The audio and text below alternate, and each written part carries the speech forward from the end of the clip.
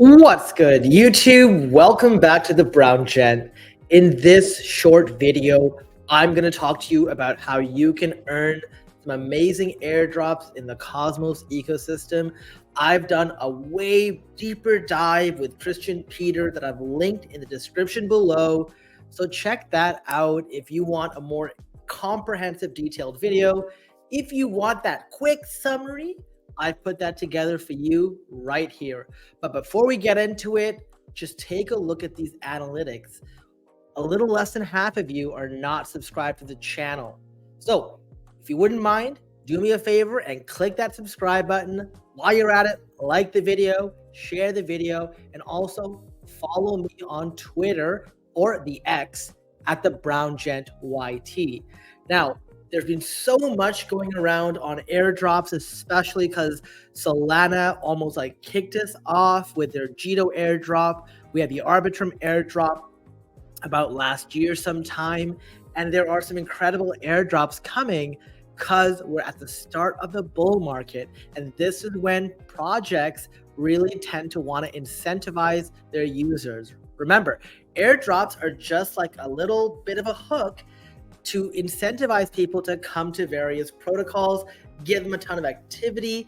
They know that if people suspect an airdrop is coming, or if they allocate it in their white paper, people will take notice, and it can be life-changing sums of money. The Jito airdrop was 5 figures. The Celestia airdrop on the Cosmos ecosystem was 5 figures. Arbitrum was 4 to 6 figures, depending on what you did. And there's so much more ahead of us. So this is very time sensitive. You really want to make sure you're paying attention. And by the way, do your research as well. Remember, I'm not a financial advisor. So what I've done is I've put together an airdrop guide for you on Substack. I will link this in the description below as well. We're going to cover it. But before we get into it, let's just talk a bit about how you want to farm airdrops in the Cosmos ecosystem.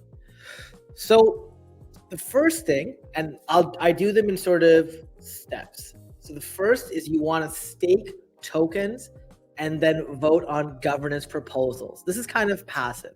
So the way this works is you will need an IBC compatible wallet. I use Kepler. I love Kepler. There are tons of other options out there. It's your interchain gateway. Link in the description below or on the Substack. You can then buy Atom or INJ Injective on a centralized exchange and send it to this wallet address, which is your Kepler address. Each token has a different address on your Kepler, and there are a ton of dexes that will allow you to swap within the ecosystem, or you can even swap within the Kepler wallet itself. Now, I've shown this image before, but there are sort of recommendations for the number of tokens that you want to stake. 50 Atom, 50 Injective, 50 Celestia, 500 Osmosis, 200 Kajira. Does this mean that's what it's going to be? No. This is sort of the consensus based on what other projects have done, and this is to maximize the opportunity that you have. That being said, maybe you don't have the liquidity, maybe the tokens are kind of overpriced right now. So if you want, you can start with lower amounts. At least try to have at least 1 to 2 of each token, and then sort of build that up over time. What's really cool here is when you stake these tokens, either in the Kepler dashboard or on the protocol, you will also earn an APR as well as this airdrop qualifications, right? And also when you're selecting a staking validator, right? So you decided you bought 2 Atom and you want to stake it. Well, you'll have to pick between a bunch of validators, and they all provide different incentives. So this is where some research is critical. Some will provide extra incentives like lower commission fees, or they can qualify you for an airdrop. So be on the lookout for differences. The sort of smaller ecosystem we're going to talk about again is Injective. And Injective, there are 2 protocols that you want to stake to. And we'll talk about that later, but I'll just say it again. Black Panther and Talos protocol. You want to stake with them because they will actually make that part of their airdrop criteria as well, on top of just staking those tokens. So then if this was part 1A, part 1B is participating in governance proposals, right? So the staking, you do it one time, maybe you add to your stake. The participating in governance proposals happens every couple of days. And once you staked onto a protocol, you're able to vote, and your vote has the weight equivalent to your proportion of your stake tokens. Now, some of you will say, hey, I have no idea what they're talking about. I don't want to sort of give my opinion and sort of affect the project negatively. Well, you can always select abstain. The only wrong thing you can do here is not to vote, because not voting makes it appear to the protocol like you won't be an active member, that you won't be someone helping them make decisions. And reality is, these protocols typically airdrop their governance tokens. So they're definitely going to want to favor those individuals who receive it to be those who are actually making decisions on the protocol. So worst case scenario, go in and abstain on every single thing. Do it every few days, because when these things come out, and I'll sort of show you them, maybe I'll go through it right here on the governance. You can see here, they pop up and they expire really fast. So this one is gonna expire in 1 day and 16 hours. I've already voted for it, but it's just something you definitely want to keep top of mind, because if you check it once a week, maybe it's gone. So then that's another thing you should do. Now, if you do these two things, step 1A, step 1B, this is awesome. If you want to take it to the next level and make the size of the airdrop even bigger, what you can do here is, the first thing is participate in testnets. Now, for those of you who are low on liquidity but high on time, this is fantastic. These testnets are like the early days of a protocol. Think of it like beta testing. This is when they're like ironing out bugs prior to the launch. And obviously, for the protocol, they want as many people as possible to help them find any bugs. And this is why they incentivize testnets. And from an end user perspective, this is fantastic, because you don't have to use any liquidity, because all the tokens are fictitious. You get them off a faucet, and each of those sort of protocols will have the faucet link. Sometimes it's part of the protocol, and these tokens are free. They don't really count, right? Unfortunately, because they're free, and because there's no real risk on the part of the user, they don't typically get a significant airdrop allocation.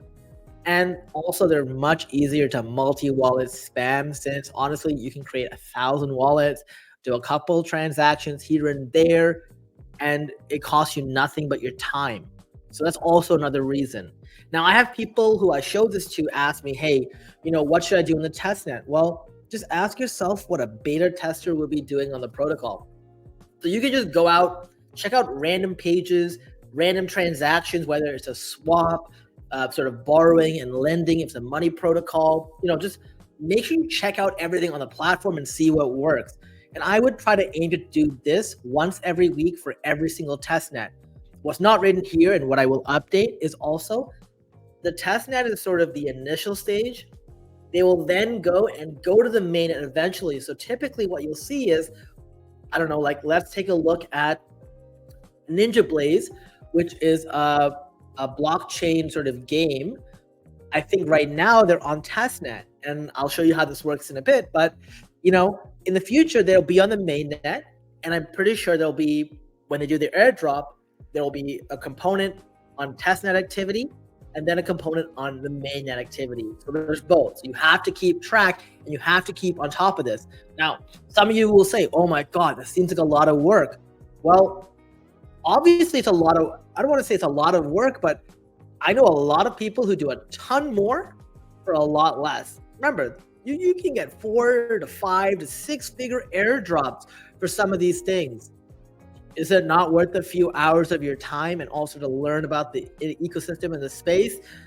I used to wonder all the time how people were so far ahead on knowing exactly what's going on. Like when I got really into DeFi, like 3 to 4 years ago, I was like, how does everyone know what's going on? It's because they were grinding. They're in the trenches. This is how you learn a lot about the space, and you can make a ton of money. View this as a game. This is incredible. And also, you can do a lot of these things passively. turn on Netflix or sort of, play Shrapnel when it's out in a few months, or, play DeFi Kingdoms. Do whatever you want. You can be talking to your friends, watching TV, watch the latest episode of South Park, playing online poker while doing it. It doesn't matter. You can just do this as long as you know what you have to do, and it becomes sort of monotonous. Now, step 3 is where you participate in mainnet. So that's where the majority of the airdrop size is, right? Because obviously here's where users need to risk their own liquidity. It's not a real big deal when you're trading 1,000 USDT for Ethereum on a testnet, because, okay, great. I didn't care about the price, and I was just like swapping back and forth, doing whatever. Imagine doing that when you have to pay gas fees. Imagine doing that when when something is, price is too high and you have to sell it. Sorry, price is too high and you have to buy it, or the price is too low and you have to sell it. Just stuff like this. You want to make sure you're more meticulous. You're a little more aware of what's going on, because now it's your dollars. You don't want to be out there making stupid moves. And, every one of these platforms is very different. So like if you're looking at a DEX platform, typically what they'll want you to do is, it's not okay to just trade here like $10, for $10 back and forth. You really want to make sure you try to build up trading volume. So this is where I would look to swing trade a bunch over the course of a few weeks, few months, and just doing it one of the things I do a lot is I will take Ethereum and USDT, and when Ethereum goes up, I will sell 0.1 Ethereum. When it goes back down, I'll buy it back, and I'll just do it back and forth. So I'm making money and I'm doing the transaction volume, so it keeps adding to that stack. Find what works for you. This is what I find is super easy. If it's an NFT marketplace, you're going to want to trade NFTs. So flipping NFTs, sometimes even holding on to some of the more popular NFTs on the marketplace. And then obviously, once again, do this as often as you can, maybe a couple transactions every week. And if you do these kind of things and you set it up this way, you will be set up for most of the protocols that are releasing airdrops, right? By the way, I'll be making videos on pretty much all the airdrops that I'm looking at. It's going to take some time, but I'm on holidays right now. If you want to see that, once again, subscribe to the channel, follow me on Twitter at @TheBrownGentYT. This is probably your easiest way to, sort of understand what's going on for me. Over here, you can see 4 hours ago, I talked about, Manta Network and a huge airdrop that I'm going to put a video on. I posted 2 links here. I already sent 1 Ethereum over, and I'm going to talk a bit more about what that means. Now, what I want to do next is just go through the Kepler dashboard quickly and show you. So for example, in Injective, going back here, one of the things I did, because we're going to talk about this protocol, is when I was staking, I staked a Black Panther and Talos protocol, right? So you can see here, I have 15 Injective in Black Panther, 6 Injective in Talos protocol. Let's say if I want to sort of swap things, I can just click back Black Panther, redelegate, and pick something else. Like let's say I want Binance staking, which I wouldn't do. I would never go to a top 10 validated that's a centralized exchange. And I could pick 4 or 5, and it will redelegate instantly when I approve it. What's really cool about this versus undelegating and unstaking is unstaking takes 3 weeks. Redelegating takes a few seconds. So you can just move around how you've delegated. And you've already seen how to do the governance. Now, one of the things I would recommend for every single one of you is to stay organized. When you're doing a ton of airdrop farming, unless you're doing only 1 or 2 at a time, you want to create a document of all the projects you're farming, their status, if there's any sort of funds that you've put somewhere. Like, for example, I just told you, I sent 1 Ethereum to the Manta New Paradigm, that place, right? I got an ST1. And because of that, I need to know that my Ethereum's there, for example. Also, on my Twitter and my Discord, I put groups and lists, and this helps me sort of keep track of all the things that are going on. And I just run through all of this at least once a week. So let's just quickly, I'm not going to go through a ton, but let's just quickly go through Injective airdrops. So this is a document that I created. Let's just see if I can zoom in here to 125. Yeah, so let's see if you can see that. Okay, I'm gonna go a little more to 150. Okay, so you can see here I have my main nets, And I have my test nets here. So I have Black Panther.5. So take part in the vaults, earn points. So right now, so that's Black Panther right here. Once you come in, I have staked some in their injective USDT. Right now, it's not calculating the points, but eventually it will. So it's airdrop here. Eventually, it will reward the point tokens. So over time, I'm going to be, I'll be doing that. And then they don't have a swap, but their swap uses Helix, which is another one of the dApps that we want to work with. So if I go to Helix, what I'm trying to do here is swap tokens, trade spot, perpetual wash trades, bots, and limit orders. Remember, building up trading volume. So going to Helix, I'll go to markets, and over here I can pull this down. Oh, there you go. Laggy. You go. So markets and swap, and then I can swap tokens back and forth through the method that I was telling you about, and this lets me sort of create that trading volume. I could also sort of go through this. I don't know why it's being annoying right now. Anyways, so there's a ton of other features like perpetual contracts, spot trading, and you can do all of these things to just build up your trading volume, okay? Injective.talus.art. So this is the NFT marketplace. So it's kind of like the OpenSea or the Blur. You open this up and you see a ton of projects out here. You go to collections. You can sort this from like volume, high to low. One of the things I love to do is I want to see what projects are actually getting eyes. So I actually went in earlier and I bought an injective Pepe, right? So I bought it. The floor price was like 1.1 or 1.2. And if I go to my NFTs over here, I have it listed for sale at 1.5. So once again, this is just something that I'm looking at doing to trade NFTs.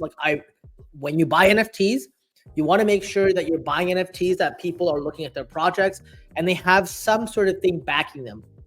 Injective Pepe's has that sort of familiarity, and that's sort of why I picked it, right? So you don't want to just end up just spewing your money and buying something random. So I showed you 3 of those, and when I did activities, I put week of December 25th, whatever.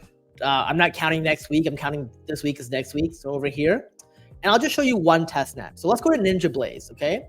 So for Ninja Blaze, you had to complete the Glax campaigns. We'll go over that in a future video. You can find it online. You get the testnet tokens and play the platform games. So in Ninja Blaze, every 24 hours, you can claim tokens. I have to wait another 17 hours to do so. And this testnet campaign, this is the Glax. You have to do it before they will let you use their testnet. Then there are 2 games here. There's a jackpot game and Rochambeau. Rochambeau is like rock, paper, scissors. So let's go. Start game. I'll bid 1 shuriken. They're going to match me with somebody eventually. Let's see where that goes. Matchmaking. All right. We'll just wait here, and I'm going to pick shuriken. Actually, no, I'm going to pick shield. So I'm going to pick shield here. I can still change it after the fact, but this is me engaging with the protocol. This is like a casino of sorts, right? So, I did put in a recommendation, which you can do by clicking on give a feedback. And I told them, hey, it would be nice if you made it so that it told you who was waiting in the queue. Because right now it's like, well, if I'm betting 1 shoe, I get matched with somebody who's betting 1 shoe. And if they're not, then what's the point? So we're just going to wait for that to happen. Okay. It's taking a while. In case of a draw, you will not pay the fee. All right, cool. So choose the weapon, shield, shuriken thing. So I'm gonna pick shield because I think most people will pick shuriken, but who knows? Maybe I got juked. You know what I mean? We'll see. I don't think someone will pick sword if shuriken's default. Yeah, see, they pick shuriken.